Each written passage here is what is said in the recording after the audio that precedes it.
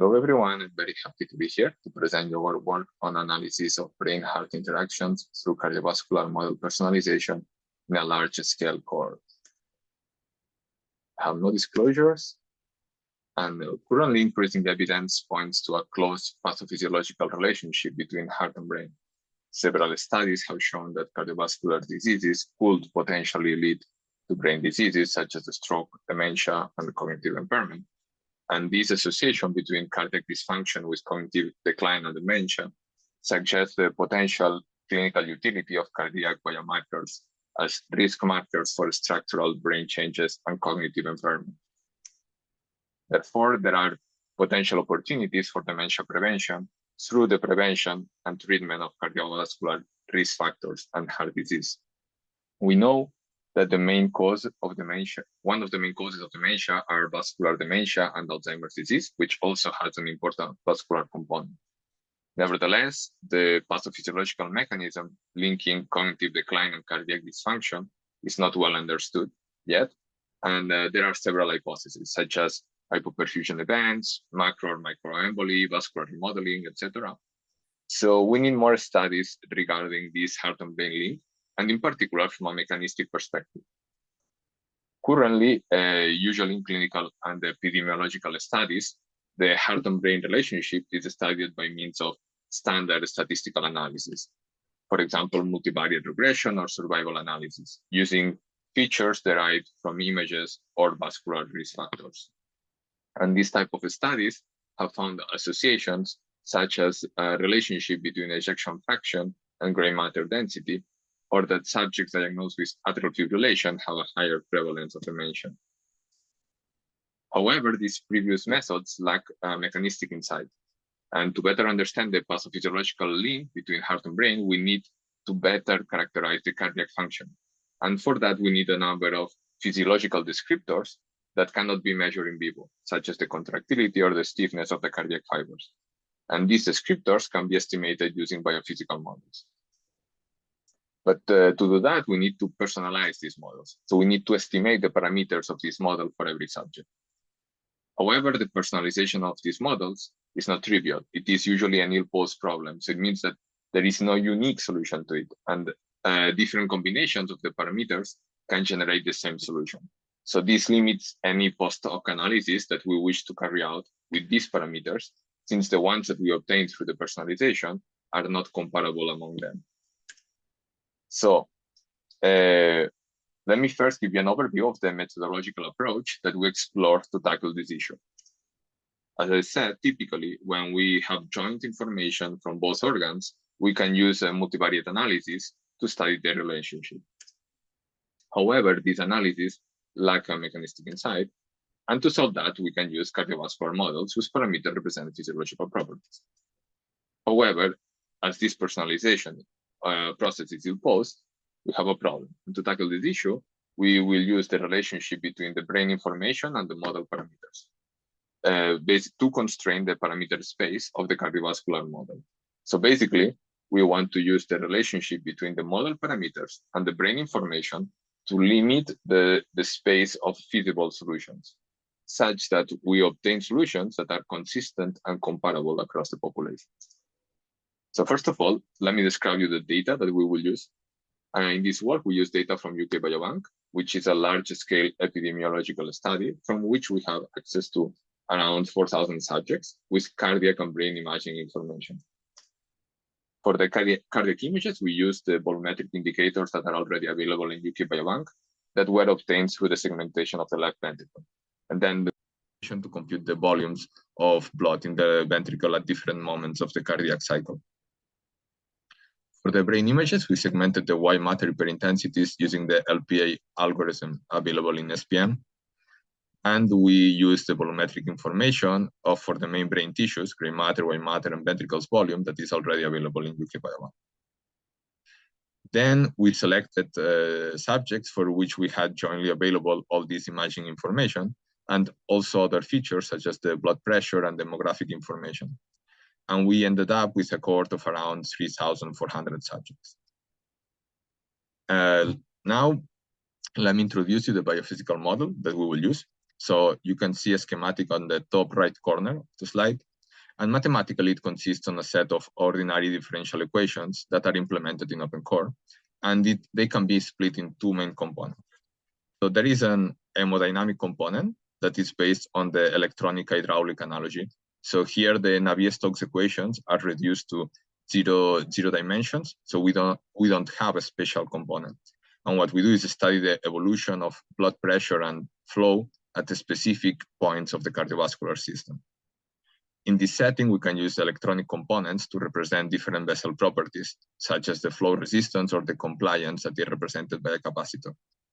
And in this case, we represent the systemic and pulmonary arteries with a three-element model, an RCR model element, coupled to a venous return that is modeled with an RC component.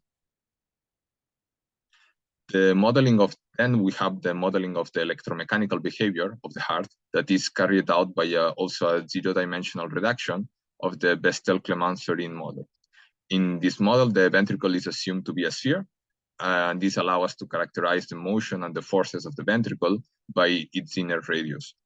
And in short, basically, the elastic properties depend on the stiffness of the material, C1, and the contractile properties are related to the sarcomer's contraction dynamics and are characterized by sigma 0. That represents the maximum stress that can be generated by the sarcomer. So now the goal is to tune a set of parameters of our biophysical model, in particular the ones that you see here in the dark red boxes in the schematic, such that the generated pressure and volume curves at specific locations of the cardiovascular system behave as close as possible to the available clinical information that we have for every subject in UK Biobank. So the target information in our case will be the brachial blood pressures and the cardiac volumes. And what we will do is to vary the peripheral resistance, RP, the time constant of the Winchester model that is proportional tau, that is proportional to the arterial compliance, the contractility, sigma 0 of the sarcomers, the stiffness, C1 of the cardiac fibers, and the radius of the left ventricle, R0. And more formally, we can denote the varying model parameters as theta, the target features as O hat, and the output of the model as O. And then we can also define an error tolerance for each target feature. And with all of this, we can define an error function that is just the mean square error for every feature. However, the model, is, as I said, is a system of ordinary differential equations, which makes gradient-based optimization not trivial and difficult to use. So we decided to use a gradient-free approach that relies on an evolutionary strategy. In particular, we use covariance matrix adaptation evolution strategy, CMA-ES. And nevertheless, we still have the problem that this personalization process is in pause, so multiple combinations of parameters can give the same solution. In the bottom right corner, you can see a toy example in which the cyan lines represent combinations of x1 and x2 that lead to the same solution. To tackle the ill-posedness, we introduce a regularization term in our error function based on the relationships between the model parameters and the set of external features. In this case, the external data will be the demographic and brain-volumetric information, as you can see on the top right column. And now, more formally, we can see our updated cost function with this regularization term that is defined by a mean and the covariance matrix between the model parameters and this external data.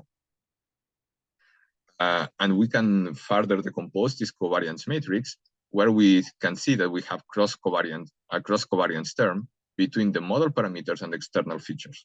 So this regularization term, what it does is to use the relationships encoded in the covariance matrix to penalize certain directions of the parameter space during its exploration by the evolution strategy.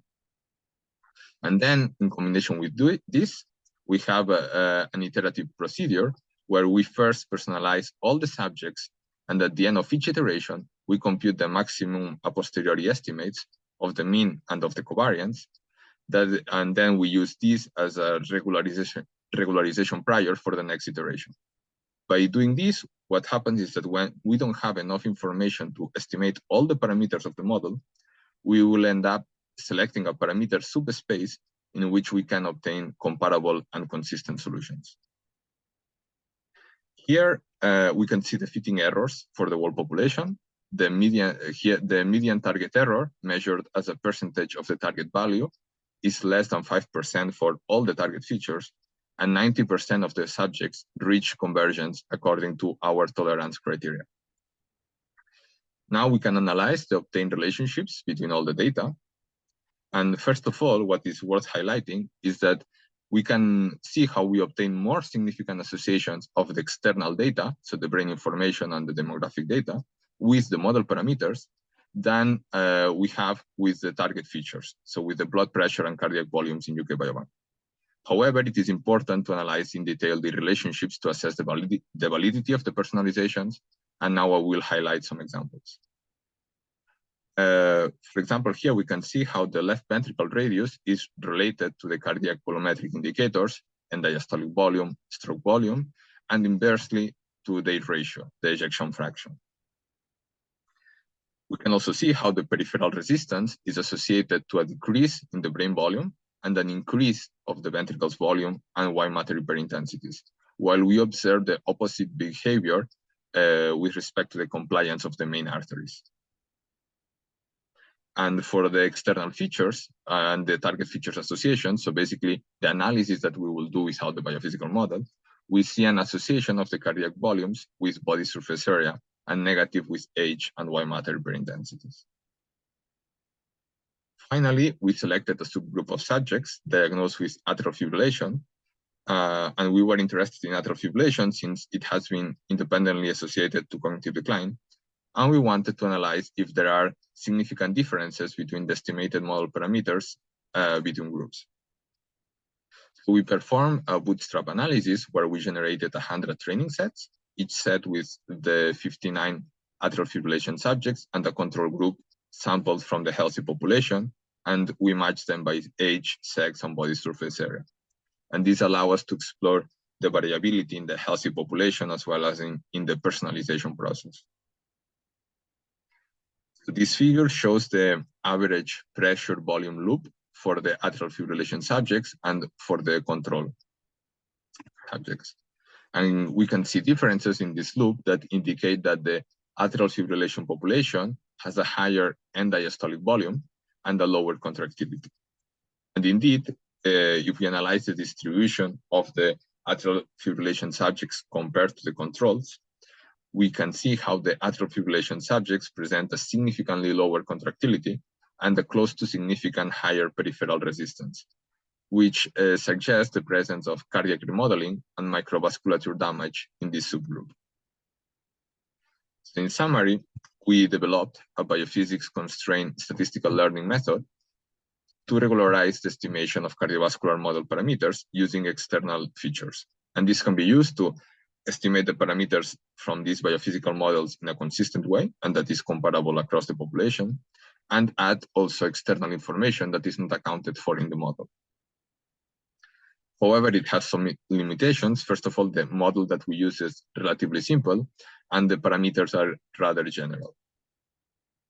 As future perspective, it will be possible to use zero-dimensional models that account for more brain-related information. So we could incorporate specifically the brain vasculature in the model.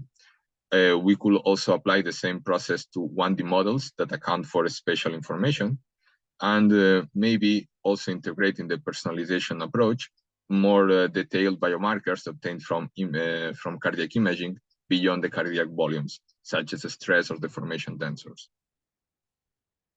To conclude, I would like to thank all the entities that have financed this project, in particular to the Université Côte d'Azur and the INRIA, and to all the collaborators that contributed to this work. Thank you all for your attention.